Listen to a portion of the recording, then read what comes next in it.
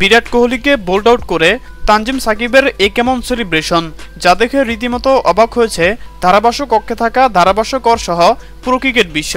দর্শক, ভারতের ব্যাটিং ইনিংসের ৯ম ওভারে নিজের দ্বিতীয় ওভার বোলিং করতে আসে তানজিম সাকিব, আর সেই ওভারের প্রথম বলেই দুর্দান্ত ডেলিভারি করে বিরাট কোহলির মতো বিশ্বসেরা ব্যাটারকে রীতিমতো বোল্ড আউট করে দেয় তানজিম সাকিব, যা দেখে রীতিমতো অবাক হয়েছে পুরো ক্রিকেট বিশ্ব।